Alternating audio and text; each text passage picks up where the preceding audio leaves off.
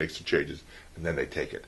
And you know that the song you're watching being recorded on film, because they didn't have video in those days, is exactly the song that you heard on the radio. Wow.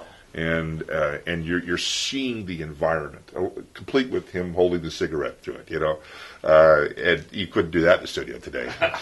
By the way, we don't allow smoking here at Aspen's place. We don't go that far into the vintage field. You can't go outside and smoke if you want. When he was at Cedars-Sinai Hospital, he was the only patient allowed to smoke in the hospital. Well, he's Sinatra, man. I mean, what are you going to say? No? Nobody ever told him no after the first, hit, did they? Sure. So he was an interesting fellow, that's for sure. Speaking of talent, who have you had the privilege of working with throughout your time? Oh, golly. So many. Mostly my intros were into the guitar world. So we had customers for our tubes that ranged from Billy Gibbons to Chuck Berry, Chet Atkins, and Chuck Berry both bought one of my first guitar preamps that was a way of recording guitar direct. We had made an interface, a speaker emulator, where you could plug a guitar amp into the console. And Buck Dharma from Blue Oyster Cult used that to cut Don't Fear the Reaper, and Chet Atkins used it to cut records direct. This was a way of not miking a guitar amp, but taking it directly to the console. So we had a real wide-ranging number. Billy Gibbons had that preamp and sent me a real nice Christmas gift that year, thanking me for building it, because that was a big problem. And he could also use it on stage. There are just Jaco Pastorius, the bass player, was probably my first real friend in the industry. When I was back with acoustic in those days, I toured with the Weather Report band. And I was servicing them as the acoustic representative because he played our amplifiers, and we developed a new amp that evolved the old amp that he was using. So he had a new and an old version on stage. I got to tour with them, and we actually spent many nights at my house recording on a TX 3340S, that old tape deck, just him and I playing. And he was a great musician and a dear friend, and really sad to lose him. But his son plays. He does, yeah. In fact, I held his son as a very small child, and I reminded him that at a NAMM show subsequently a few years ago when he popped into the booth. I said, I used to hold you like that. Same thing with Dweezil, who Frank Zappa used to come down to Guitar Center in those days and try out new stuff. And at that time, he only had the one son, which was a baby, Dweezil. And I remember clearly holding him while he was trying out the first guitar synthesizer called the Hammond Innovex that they'd sent for him, and he was picking it up at our store.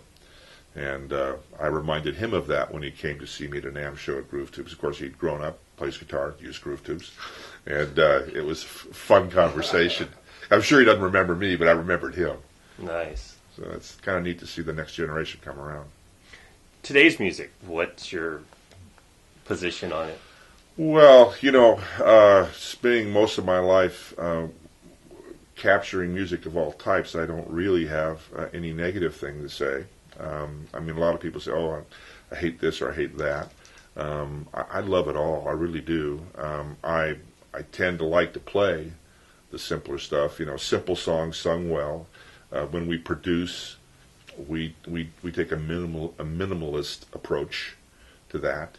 I'm very, very attracted to good songs. We just did Chamberlain Trip, right? Band that a bunch of old guys, and each brought 3 songs. I say old guys my age, and some of them younger.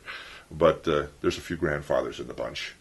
But they brought a huge musical history of playing, and they brought 9 out of the 10 songs in that album were new songs, and they were great songs. And I really like melodies and meaning, and I like songs that tell a story. And to that degree, the lifestyle songs, which we hear out there that are very popular, and if they're depicting a lifestyle that's destructive, I think music's has a use there, but probably not a good one. Right. So there's some of that. I don't mean to be judgmental, but I do like I like a good beat, but I like a melody and a song to go with it. And real musicians and a real band. Oh yeah. We had that session here the other day. You guys were here when you're talking about some of the classics, James Gadson and Mike Finnegan, Bill Champlin, Reggie McBride on bass. I have never been in a room with that much accomplishment and talent. And I'll tell you what, the better they are, the easier it is to get a sound, and the less trouble they are to record, and the more appreciative they are of what we're doing.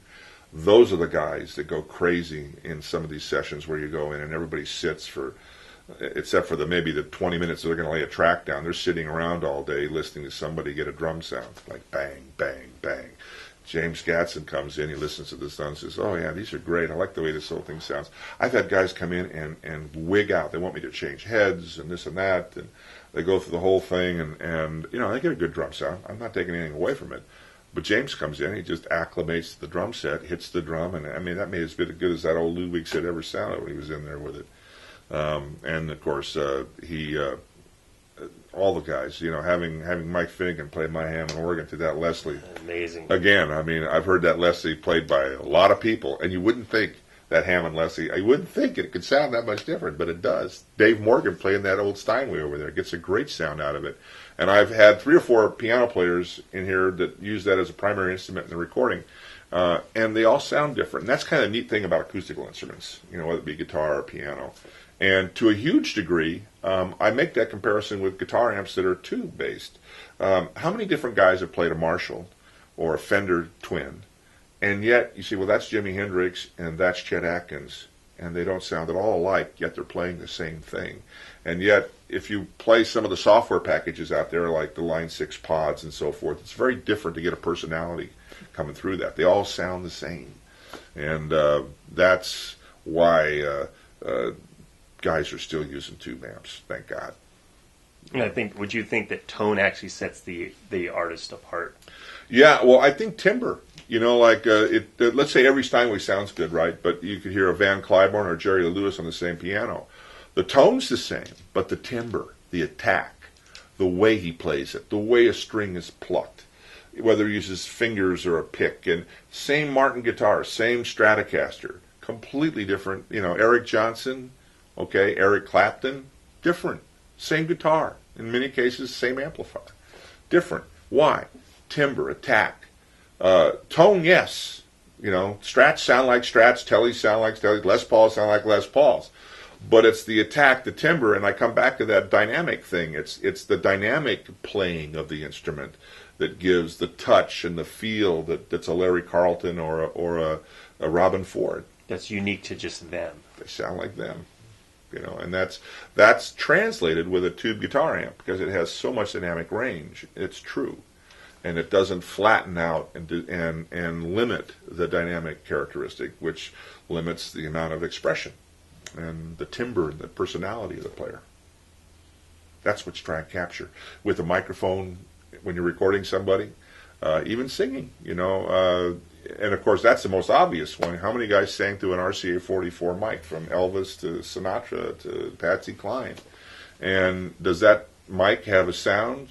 No. It has a wonderful range of expressive ability so that no matter who's singing into it, you hear a Sinatra or you hear an Elvis, and it's the same thing for a tube guitar amp. I'm wearing my Got Tube shirt today. I should probably unveil that, and so... and just in case, you see, nice. Have you got tubes? This is kind of a funny story. This